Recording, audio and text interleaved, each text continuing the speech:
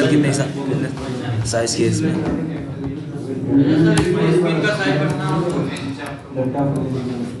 चलो अब देखो बता देंगे वो भी, लेकिन अभी क्रॉस क्वेश्चन ना करो तो ही ठीक है, क्योंकि वीडियो लंबा हो जाएगा। बैठ जाओ। हमने कल क्या देखा था एचडीएलसी के बारे में। एचडीएलसी में किसी को डाउट, किसी को भी, एनीवन, किसी को भी डाउट, उसमें कुछ फेसेस हैं और हर एक फेसेस का अलग अलग मतलब है, उसमें कोई अलग अलग पर्सन इन्वॉल्व रहेगा, ठीक है। तो वैसे ही देखो एचडीएलसी क्या है, एक तरीके से प्रोसेस है जो एप्लीकेशन को completely end to end develop करता है। डेवलप करने के बाद टेस्ट करके भी सारे प्रोसेस कंप्लीट करने के बाद आपको मिलेगा, ठीक है। तो एचडीएलसी देखो 3-4 तरीके के मॉडल क्या करता है, कंटेन करता है, जैसे waterfall, prototype, V model, agile, spiral, इस तरीके के क्या मॉडल को रखता है अपने अंदर। तो इस मॉडल के बिहाफ पे ये सॉफ्टवेयर बना के देता है। मॉडल भी एक तरीके से क्या है, अप्रोच है। उस अप्रोच को यूज करेंगे तो क्या हम एप्लीकेशन जो है क्वालिटी मिलेगी एप्लीकेशन में। अगर नहीं यूज करेंगे, कोई प्रोसेस अगर हम ये नहीं यूज कर रहे हैं, ऐसा समझो अगर हम कोई प्रोसेस ना यूज करें, ऐसे ही मनमानी काम करने लगे तो उसका हमें रिजल्ट नहीं मिल पाएगा, इसलिए हम प्रोसेस यूज करते हैं। तो वैसे ही क्या है, एक वाटरफॉल मॉडल।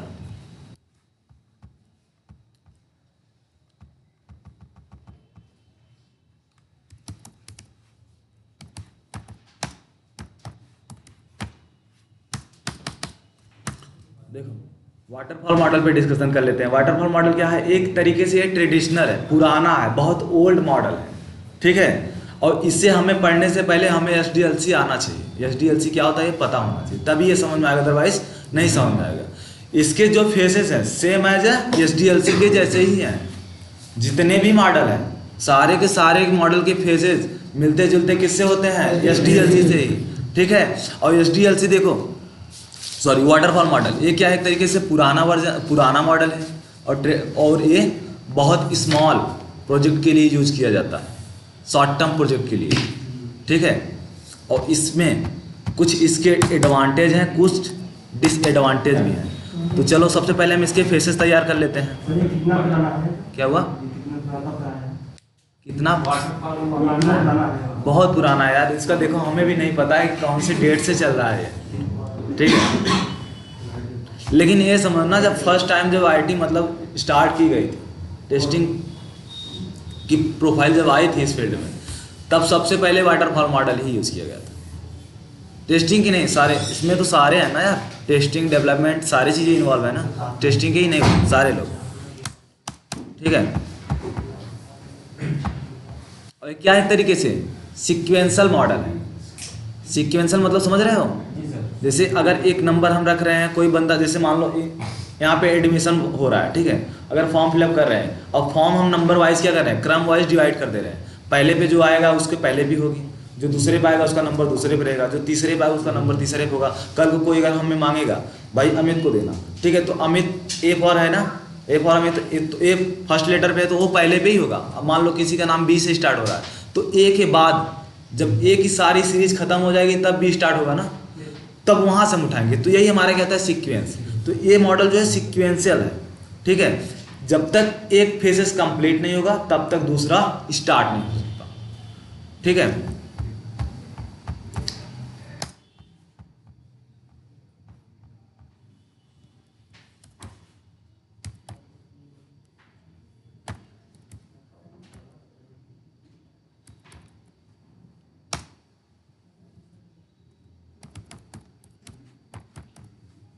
इसमें भी वही सारी रहेंगी जो एचडीएलसी में था, ठीक।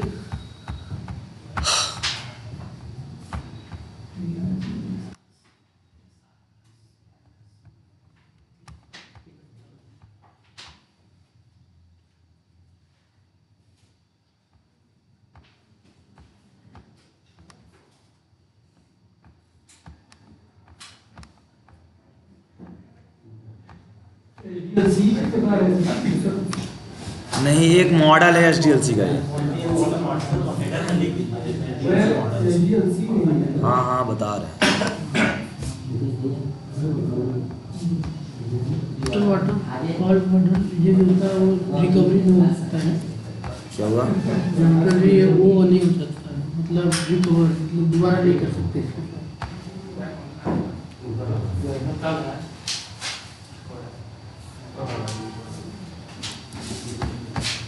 बता रहे हैं।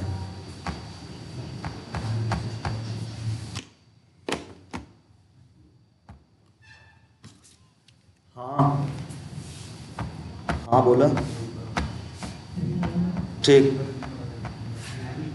नहीं नहीं कुछ नहीं खा, तू जा मेरे जा करें, कुछ ना खा जा। ठीक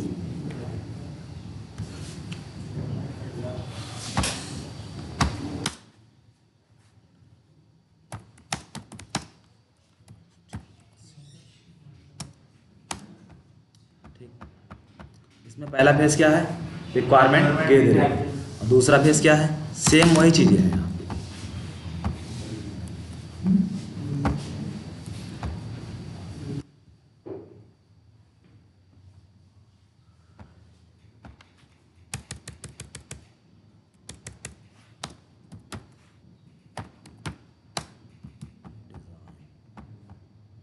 और इसी में होता है क्या, रिक्वायरमेंट गैदरिंग एंड एनालिसिस भी होता है। ठीक है,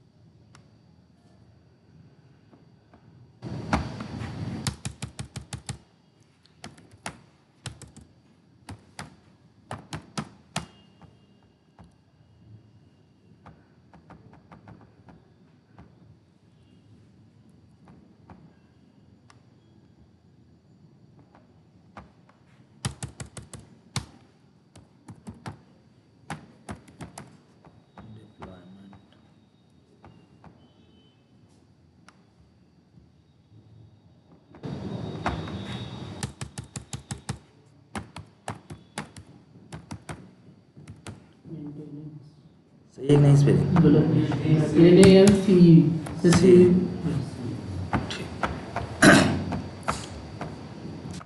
अब ध्यान देना, देखो इस कुछ सीढ़ी के जैसा है ना, मतलब यहाँ से पहले करेगा फिर उसके बाद इस पे आएगा।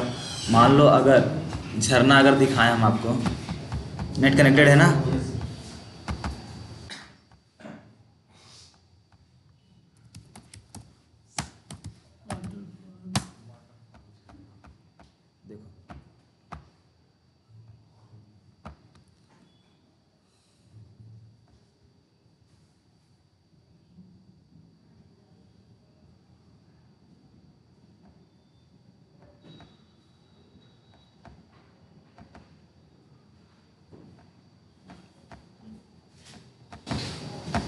देखो देखो दिख रहा है ना,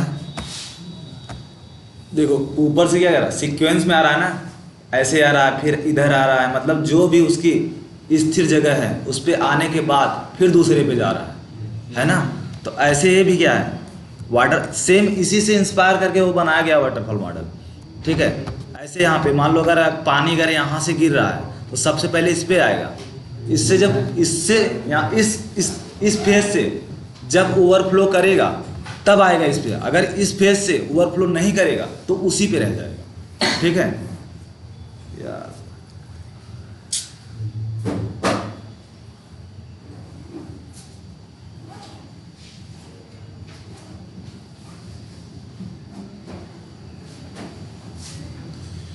तो इतना समझ में आया। ये हमारा क्या रहा, वाटरफॉल मॉडल जो क्या है, बहुत पुराना है और किसके अंदर यूज होता है, एसडीएलसी के अंदर। ठीक है, और ये हमेशा शॉर्ट टर्म प्रोजेक्ट के लिए यूज होता है, छोटे प्रोजेक्ट के लिए। ठीक, और इसके कुछ फेसेस हैं जो सेम किससे मिलते जुलते हैं, एसडीएलसी के। अगर इसे हमें पढ़ना है तो हमें सबसे पहले एसडीएलसी पता होना चाहिए। अगर इसके साइट पे जाएं, जो मैनुअल की जो गुरु 99 करके एक साइट है जहाँ पे मैनुअल की सारी चीज़ें बताई जाती हैं, अगर वहाँ पे हम डिस्क्रिप्शन पढ़ेंगे ना तो बोलेगा before read the waterfall model we have to learn about the SDLC. मतलब वो सजेस्ट कर रहा है हमें वाटरफॉल मॉडल को पढ़ने से पहले एसडीएलसी को पढ़ना पड़ेगा, तभी हम इसको समझ सकते हैं, अदरवाइज नहीं समझ पाएंगे। ठीक, ध्यान देना। तो ये रिक्वायरमेंट गैदरिंग एंड एनालिसिस, इसका मतलब वही है जो सारी चीज़ें इसमें हो रहा था। ठीक है, रिक्वायरमेंट गैदरिंग वही बीए, प्रोजेक्ट मैनेजर और क्लाइंट, तीनों लोग इन्वॉल्व रहेंगे इसमें। इन्वॉल्व होने के बाद क्या करेंगे, आपस में कम्युनिकेट करेंगे कि भाई जो जो कस्टमर की रिक्वायरमेंट है उसकी एक लिस्ट बनाएंगे, और वहाँ पे लिस्ट बनाने के बाद वो क्या करते हैं, BRS भी बना सकते हैं, सॉरी BRD भी बना सकते हैं, SRS भी बना सकते हैं, CRD भी बना सकते हैं, या फिर CRS भी बना, मतलब जो भी है सारे के सारे मतलब एक ही है, डॉक्यूमेंट क्रिएट करना। उनके नाम अलग अलग है। BRD मतलब बिजनेस रिक्वायरमेंट डॉक्यूमेंट, SRS मतलब सॉफ्टवेयर रिक्वायरमेंट स्पेसिफिकेशन, CRS मतलब कस्टमर रिक्वायरमेंट स्पेसिफिकेशन, FRD मतलब फंक्शनल रिक्वायरमेंट डॉक्यूमेंट। तो सारी चीज़ें एक ही है, डॉक्यूमेंट। और इस फेज में सारे के सारे सिर्फ और सिर्फ डॉक्यूमेंट की चीज़ें रहती हैं। ठीक, इतना समझ में आया? Yes, sir. अब उस रिक्वायरमेंट के बिहाफ पे डिजाइन होगा। डिजाइन भी दो तरीके का होता है, हमने कल डिस्कस किया था। देखो, जब भी रिक्वायरमेंट बनती है, सॉरी रिक्वायरमेंट मिलती है तो डॉक्यूमेंट क्रिएट होता है, और हर एक डॉक्यूमेंट को टीम में टीम वाइज क्या कर दिया, डिवाइड कर दिया जाता है। उनको भी पता चले कि रिक्वायरमेंट क्या है। ठीक, अब रिक्वायरमेंट इन्हें डिजाइन टीम वालों को भी पता है, सबको पता है। सर कौन सा डॉक्यूमेंट इन लोगों के पास आता है, BRD या SRD? SRS या फिर बोल सकते हैं FRD। SRS यानी सॉफ्टवेयर रिक्वायरमेंट स्पेसिफिकेशन, या फिर फंक्शनल, क्योंकि वो चीज़ें देखो कस्टमर से वो लोग अट्रैक्ट नहीं हुए। कस्टमर से मतलब उनका रिलेशनशिप नहीं है, उनका रिलेशनशिप सिर्फ BA से है, और BA का रिलेशनशिप कस्टमर से है। तो BA समझ सकता है कस्टमर को क्या चाहिए। ठीक, और BA समझाएगा कि अपने टीम में, या फिर प्रोजेक्ट मैनेजर समझाएगा टीम में कि क्या करना है, कैसे करना है। और किसके थ्रू समझेंगे, क्लाइंट के थ्रू। प्रोजेक्ट मैनेजर ने समझा, BA ने समझा, और BA के थ्रू उनके टीम मेंबर ने समझा। ठीक, डायरेक्टली हमारा इंटरेक्ट उससे नहीं रहेगा क्लाइंट से, और कभी कभी रहता भी है तो टीम लीड के थ्रू। मान लो अगर टीम लीड नहीं है ऑर्गेनाइजेशन में, या फिर छुट्टी पे है, ठीक है, तो हमें ज़रूरत पड़ सकती है, क्योंकि हम टेस्टिंग कर रहे हैं। कहीं कहीं होता है कि हमें पता नहीं है कि इस फंक्शनलिटी की क्या मतलब, इसका पर्पज़ क्या है। यहाँ पे कहीं पे अगर डाउट लगता है तो हम मीटिंग कराई जाती है, और उस मीटिंग में क्लाइंट भी इन्वॉल्व रहेगा, और आपके साथ साथ और भी स्टेक होल्डर वहाँ पे इन्वॉल्व रहेंगे, और सारी चीज़ वहाँ पे डिस्कस हो जाएगी, जो भी डाउट है क्लियर हो जाएगा। ठीक, तब अब हम बात करते हैं डिज़ाइन की। डिज़ाइन देखो, डिज़ाइन वही हाई लेवल और लो लेवल होता है। हाई लेवल कौन करता है, आर्किटेक्चर, और लो लेवल कौन करता है, डिज़ाइन, सॉरी हाँ, उसका जस्ट अपोजिट रहेगा। ठीक है, तो डिज़ाइन भी क्रिएट होगी किसके बिहाफ पे, रिक्वायरमेंट के बिहाफ पे। अब यहाँ पे देखो, अब जब ये फेस कंप्लीट हो जाएगा डिज़ाइन, तब आएगी नंबर किसी कोडिंग की, और कोडिंग पे जब आएंगे तो इसकी भी रिक्वायरमेंट, हालांकि इनको भी मिला है, रिक्वायरमेंट को अंडरस्टैंड करेंगे और प्लस डिज़ाइन को अंडरस्टैंड करेंगे। डिज़ाइन के बिहाफ पे क्या करेंगे, कोड करेंगे। ठीक है, और जब कोडिंग हमारा कंप्लीट हो जाएगा तब इस बिल्ड को इस वाले इन्वायरमेंट पे डाला जाएगा। ऐसा समझो यहाँ पे दो कमरे हैं ना, एक इस साइड एक उस साइड, इसमें सारे डेवलपर इन्वॉल्व हैं और उसमें टेस्टर इन्वॉल्व है। अब यहाँ पे डेवलपमेंट चल रही है, जब डेवलपमेंट कंप्लीट हो गई, डेवलपमेंट यहाँ पे चल रही है, और उसी के साथ साथ उस कमरे में टेस्टर क्या कर रहे हैं, टेस्ट केसेस लिख रहे हैं। ठीक, टेस्ट केसेस इसीलिए लिखा जा रहा है, मान लो हमें तो पता नहीं कि उस प्रोजेक्ट पे कितना ड्यूरेशन जाएगा। ठीक, टेस्ट केस इसलिए लिख रहे हैं, मान लो अभी जो हमारे माइंड में आ रहा है टेस्ट करते दौरान ना जाए, इसलिए लिख लेते हैं उसे। और अब जब एप्लीकेशन एक्चुअली डेवलपमेंट हो जाती है, जब एक्चुअल में एप्लीकेशन हमें मिल जाता है, बन जाता है, तब डेवलपर क्या करेंगे, उस वाले कमरे में सौंप आएंगे, भाई डेवलपमेंट कंप्लीट हो गई, अब आप टेस्टिंग स्टार्ट कर लो। ठीक है, तब वो लोग क्या करेंगे, जो लोग टेस्ट केसेस बनाए हैं उस टेस्ट केसेस के बिहाफ पे एक टेस्ट केसेस उठाएंगे और एप्लीकेशन को एक्चुअली चला के देखेंगे टेस्ट केस फेल हो रहा है, पास हो रहा है। ठीक, अगर फेल हो रहा है तो इसका मतलब एप्लीकेशन में डिफेक्ट है, अगर पास हो रहा है तो सही है। अब यहाँ से देखो टेस्टिंग, यहाँ पे हम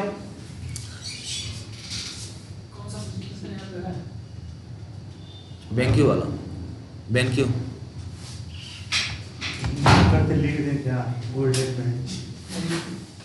तो इतना समझ में आ रहा है नहीं। ऑटोमेशन जब करते हैं उसको कोडिंग करके तब होता है। अगर हम कोई भी टेस्टिंग केस लिखे हैं एक ही का 10 बार, तो 10 बार कोडिंग करना पड़ेगा। मतलब आपके कहने का मतलब है एक फंक्शनलिटी टेस्ट करने के लिए हमने 10 टेस्ट केसेस लिखा है, तो 10 बार टेस्ट करना पड़ेगा। 10 10 टेस्ट कोड करना पड़ेगा। बिल्कुल 10 टेस्ट केस मतलब देखो, किस प्रकार से टेस्ट? हाँ बिल्कुल, अगर देखो 10 टेस्ट केस लिखे हो इसका मतलब ये नहीं कि आप एक ही टेस्ट केस को 10 बार रिपीट कर दिए, अलग अलग अप्रोच रहेगा तभी कोड करोगे। जब मार्कर यार बैग में है, वहाँ पे बैग कैमरे वाले रूम में है, और उसमें होगा जिसमें पानी का बॉटल रखते हैं, ठीक। तो अगर टेस्ट केस डिफरेंट है तो हमारा कोड भी डिफरेंट रहेगा ना। अगर टेस्ट केस एक ही है, आप चाह रहे हो कि एक ही टेस्ट केस हम 10 बार रिपीट कर दें, तो ऐसा नहीं। जैसे कोई भी चीज को आप लिखेंगे तो उसको अलग अलग तरीके से टेस्ट करेंगे। हाँ, पानी है, कोई लाया था पानी,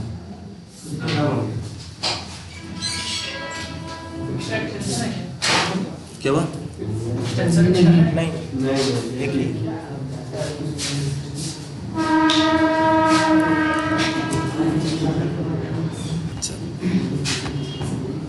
तो अब हमारा क्या, टेस्टिंग खत्म हो गया। जब टेस्टिंग एक्चुअल में खत्म हो जाती है तब मतलब हम क्या देते हैं, गारंटी देते हैं कस्टमर को, अब आप एप्लीकेशन को यूज करो, कोई दिक्कत नहीं। अगर हम टेस्टिंग ना करें तो उसका नुकसान क्या है, मान लो एप्लीकेशन हम बना दिए, आपको सौंप रहे हैं, लेकिन हम उसकी गारंटी नहीं ले सकते कि ये चलेगा कि नहीं चलेगा, उसको हम गारंटी नहीं लेंगे। लेकिन अगर हम टेस्टिंग कर रहे हैं तब हमें गारंटी लेना पड़ेगा कि एप्लीकेशन चलेगा, वो भी 100% गारंटी नहीं लेंगे, सिर्फ 99% गारंटी लेंगे, 1% की गारंटी हम नहीं लेंगे, क्योंकि ह्यूमन सब है भाई, देखो ह्यूमन से मिस्टेक हो सकती है, ठीक है। तब उसके बाद जब टेस्टिंग खत्म हो जाएगी तब उस बिल्ड को यानी उस सॉफ्टवेयर को या फिर उस एप्लीकेशन को डिप्लॉय कर दिया जाएगा किसके, दूसरे वाले इन्वायरमेंट पे। और वो हमारा इन्वायरमेंट क्या है, डिप्लॉयमेंट। इसमें भी कुछ टीम होती है, इसकी भी कुछ टीम होती है। ये भी टेस्टिंग होती है? नहीं, इसमें टेस्टर नहीं, सॉफ्टवेयर को हैंड ओवर। हाँ ठीक है, इसमें आई थिंक प्रोजेक्ट मैनेजर वगैरह होंगे, ठीक है, क्योंकि उन्हीं का इंटरेक्ट होता है किससे, क्लाइंट से। तो इसमें क्या होता है, इसमें सिर्फ यही जो एप्लीकेशन मिलता है उसे डिप्लॉय कर दिया जाता है प्रोडक्शन पे। प्रोडक्शन यानी कि क्लाइंट को, ठीक, कस्टमर को हैंड ओवर कर दिया जाता है। तो डिप्लॉय करने से पहले ये भी एक बार चला के देखते हैं चल रहा है कि नहीं चल रहा है, उसी को बोलते हैं क्या, स्मोक टेस्टिंग, ठीक है।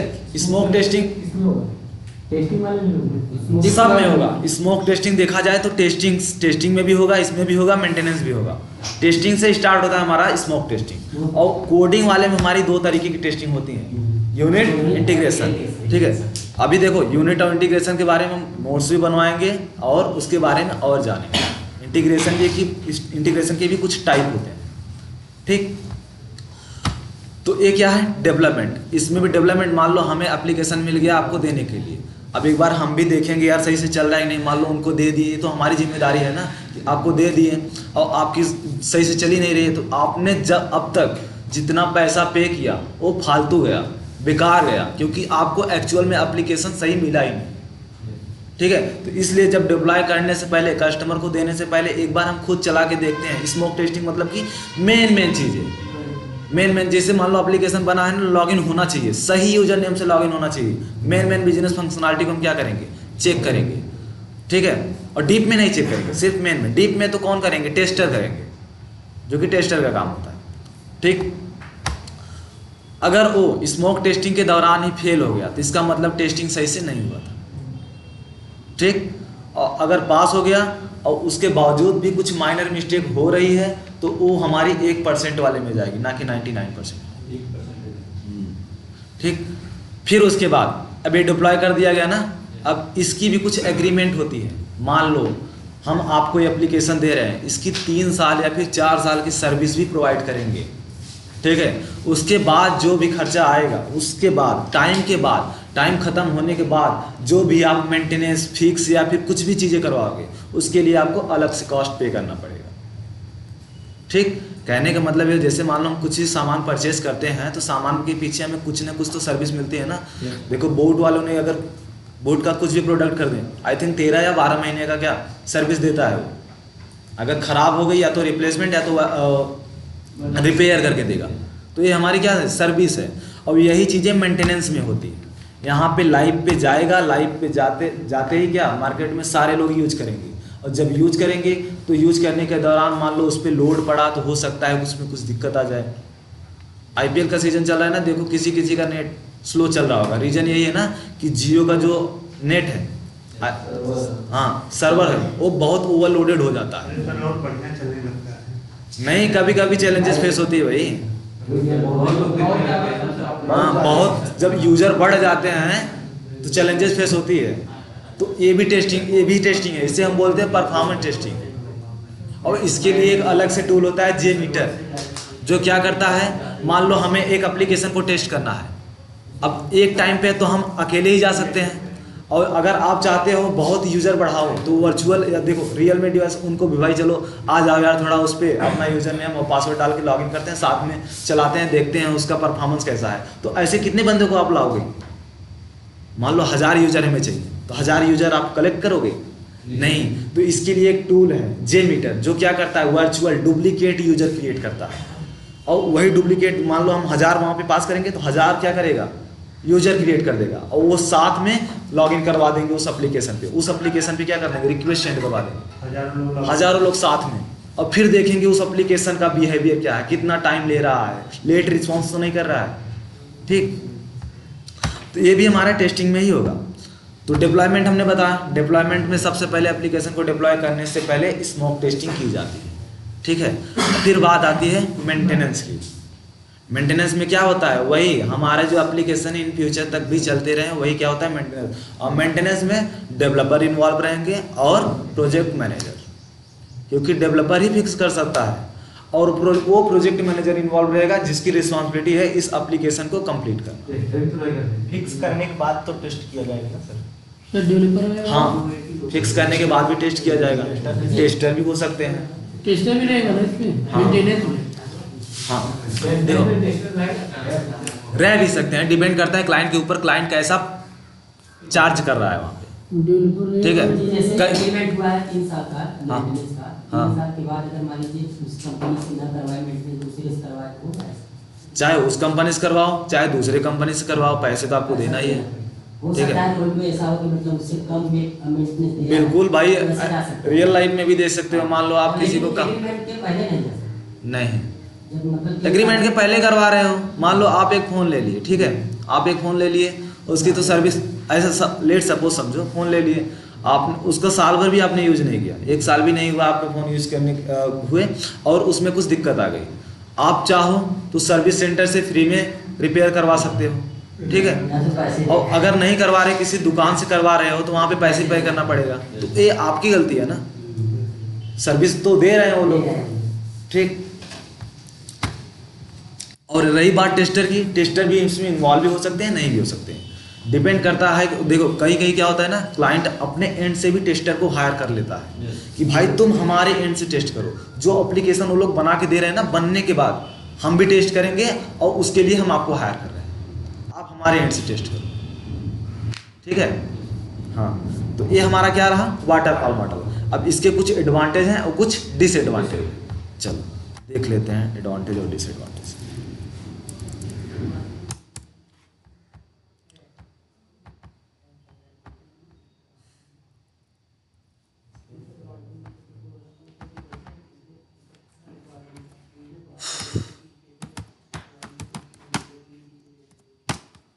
ठीक, देखो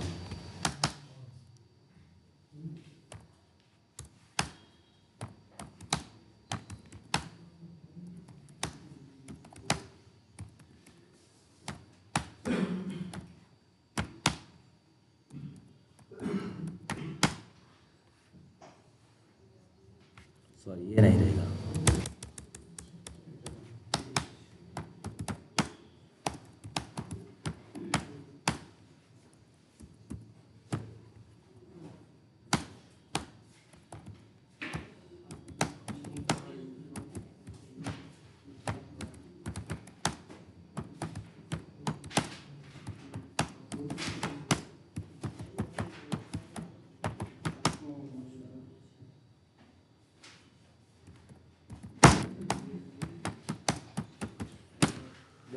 पहला एडवांटेज इसका यही है, हम यहाँ पे रिक्वायरमेंट चेंज नहीं कर सकते।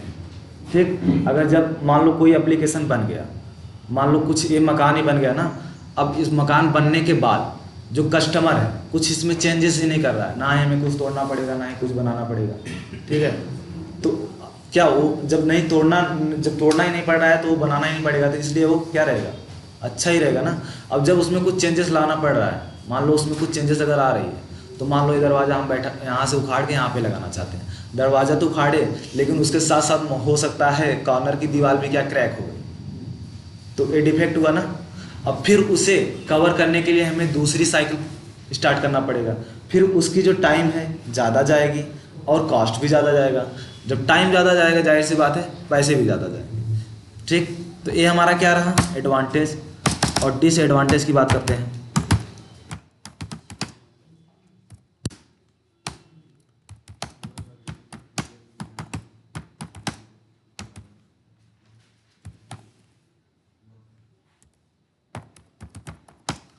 तरीके से देखा जाए डिसएडवांटेज भी है कि हम इसमें रिक्वायरमेंट चेंज नहीं कर सकते, एक बार जो फिक्स हो गई तो हो गई।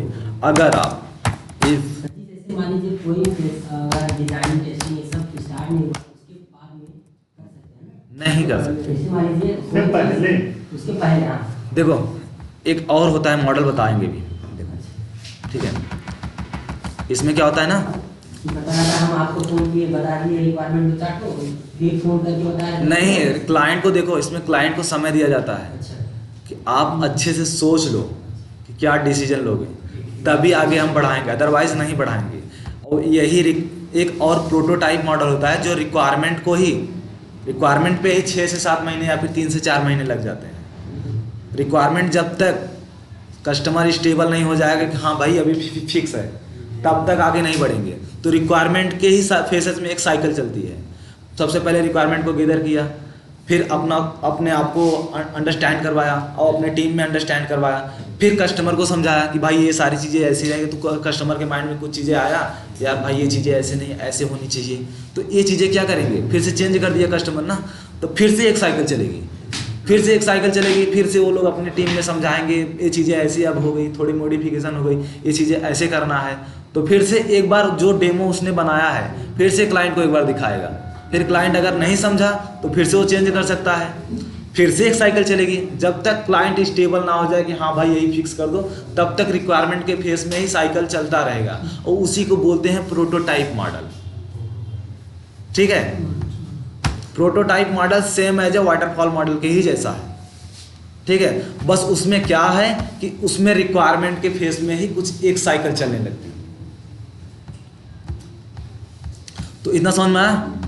इफ वी विल, उसमें समय भी सही लग बिल्कुल समय तो जाएगा ही, रिक्वायरमेंट पे ही समय जाएगा ना। If we will change the requirement,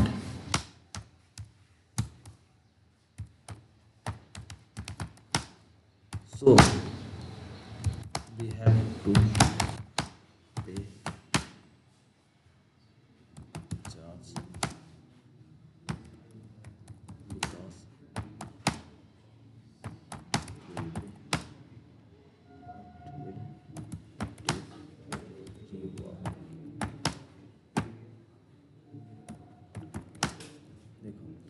कहने का मतलब है अगर हम रिक्वायरमेंट चेंज करते हैं तो हमें क्या करना पड़ेगा, फिर से एक साइकिल स्टार्ट करनी पड़ेगी। वाटरफॉल मॉडल फिर से स्टार्टिंग से चलेगा, और जब स्टार्टिंग से चलेगा तो टाइम फिर से लेगा, और जब टाइम फिर से लेगा तो जो बंदे उस पर काम कर रहे थे तो भाई वो तो फ्री में काम करेंगे नहीं, उन्हें तो पैसे चाहिए ना। तो इसलिए जब टाइम जाएगा तो पैसे भी जाएंगे। समझ में आ रहा है नहीं? इसमें किसी को डाउट अभी तक? रंजन और क्या नाम है, प्रशांत, समझ में आ रहा है नहीं? एडवांटेज यही है, हम यहाँ पे जब रिक्वायरमेंट चेंज नहीं कर सकते तो हमारा एप्लीकेशन क्या रहेगा, स्टेबल रहेगा, बग फ्री रहेगा। ठीक, यही एडवांटेज। शायद एक दो पॉइंट हो सकता है और हो, मुझे भी याद नहीं है, हम उस पर डिस्कस कर लेंगे। ठीक है, एक बार देख लेंगे तो डिस्कस कर लेंगे। तो इतना समझ में आ रहा है नहीं? इसमें किसी को एडवांटेज और डिसएडवांटेज भी है? नहीं, एडवांटेज देखो, एडवांटेज कोई भी चेंज नहीं कर सकते हैं। हाँ, अगर आप फोर्सफुली चेंज कर रहे हो तो आपको कॉस्ट भी ज़्यादा पड़ेगी। ये डिसएडवांटेज है कि भाई एक ही काम करने के लिए हमें डबल पैसे देना पड़ रहा है, जबकि एक बार पैसे दे चुके हैं। तो ये डिसएडवांटेज है ना, पैसे फिर से ले रहे हैं। और इसमें जब हम रिक्वायरमेंट चेंज नहीं कर रहे हैं तो एप्लीकेशन बग फ्री है, तो इसमें टाइम भी जाएगा। और टाइम भी जाएगा अगर रिक्वायरमेंट चेंज करेंगे। मैं बता ना, एडवांटेज एक दो पॉइंट और है। हम कल डिस्कस कर लेंगे, मुझे याद नहीं है अभी, ठीक है। सर मेंटेनेंस बताइए। मेंटेनेंस, चलो मेंटेनेंस में क्या होता है, मान लो आपने कुछ सामान परचेज किया, ठीक है। अब जिस कंपनी से आपने खरीदा है, जिस कंपनी से आपने परचेज किया, वो कंपनी वाले आपको क्या दे रहे हैं, कुछ सर्विस प्रोवाइड कर रहे हैं। भाई आपके इस प्रोडक्ट की 6 महीने वारंटी रहेगी, 6 महीने गारंटी रहेगी। अगर 6 महीने के अंदर आपके प्रोडक्ट में कुछ भी दिक्कत आ रही है तो हमारी कंपनी क्या करेगी, उसे रिप्लेस कर देगी, है ना। गारंटी का मतलब ये होता है ना, हमारी कंपनी क्या करेगी, उसे रिप्लेस कर देगी। आपका जो पुराना है उसे हम ले लेंगे और उसके बदले में आपको नया देंगे। और 6 महीने के बाद अगर ये खराब होती है तो उसे हम आपको बना के देंगे और उसकी जो रिपेयर चार्ज है उसे हम आपसे नहीं लेंगे, ठीक। और अगर ये सारी चीज़ें मान लो 6 महीने हो गए, 6 महीने दोनों कितने मिला के 12 महीने, 12 महीने के बाद अगर आप आते हो बोलते हो कि यार हमारे इस प्रोडक्ट में कुछ ना कुछ दिक्कत है, तब उसके लिए आपको चार्ज पे करना पड़ेगा। यही हमारा काम कौन करता है, मेंटेनेंस में, ठीक। मेंटेनेंस में मतलब एक एग्रीमेंट होता है, ड्यूरेशन दिया जाता है कि इस ड्यूरेशन तक हम क्या करेंगे, आपको सर्विस प्रोवाइड करेंगे, ठीक। समझ में आ? इतने में किसी को डाउट? ठीक, चलो। हेलो हेलो, हाँ हाँ तो वही होगा, मतलब कोई भी सॉफ्टवेयर बना के उसको जब देते हैं, स्मोक टेस्टिंग इसमें। हाँ।